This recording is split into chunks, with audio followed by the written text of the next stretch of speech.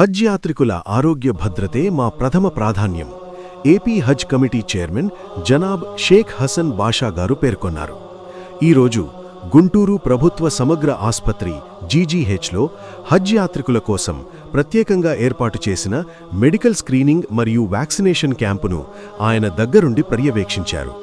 ఈ సందర్భంగా చైర్మన్ హసన్ బాషా గారు మాట్లాడుతూ, హజ్ యాత్రకు వెళ్లే ప్రతి యాత్రికుడికి అంతర్జాతీయ ప్రమాణాల ప్రకారం అవసరమైన మెనింజైటిస్, పోలియో మరియు సీజనల్ ఇన్ఫ్లుయెంజా వ్యాక్సిన్లను ఉచితంగా అందిస్తున్నట్లు తెలిపారు. యాత్రికులు సౌదీ అరేబియాలో ఉన్నప్పుడు ఎటువంటి అనారోగ్య సమస్యలు తలెత్తకుండా వారు క్షేమంగా యాత్రను ముగించుకుని తిరిగి రావాలన్నదే ఆంధ్రప్రదేశ్ గౌరవ ముఖ్యమంత్రి వర్యులు శ్రీ నారా చంద్రబాబు నాయుడు గారి మరియు హజ్ కమిటీ ప్రధాన ఉద్దేశమని అన్నారు. వ్యాక్సినేషన్ పూర్తయిన యాత్రికులకు వెంటనే మెడికల్ సర్టిఫికెట్లను అందజేశారు. యాత్రికులు ఆరోగ్య సూత్రాలను పాటిస్తూ యాత్రను విజయవంతం చేసుకోవాలని కోరారు. ఈ కార్యక్రమంలో జనాబ్ నమడ్ ఫరూక్ గారు, గుంటూరు జీజీహెచ్ వైద్యులు, హజ్ కమిటీ సభ్యులు, వాలంటీర్లు మరియు పెద్ద సంఖ్యలో హజ్ యాత్రికులు పాల్గొన్నారు.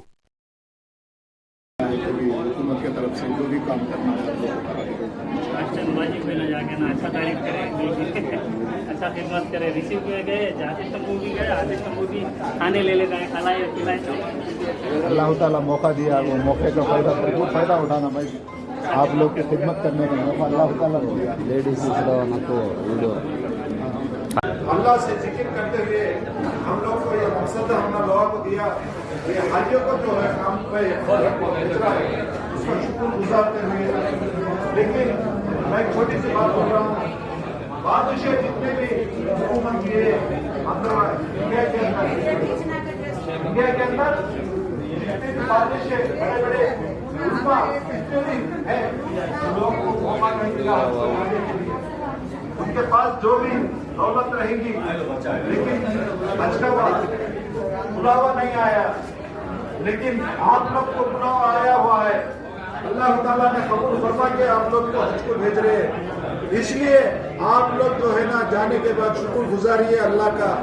अल्लाह के लिए हम लोग जा रहे हैं, अपने गुनाह को माफ करने के लिए जा रहे हैं।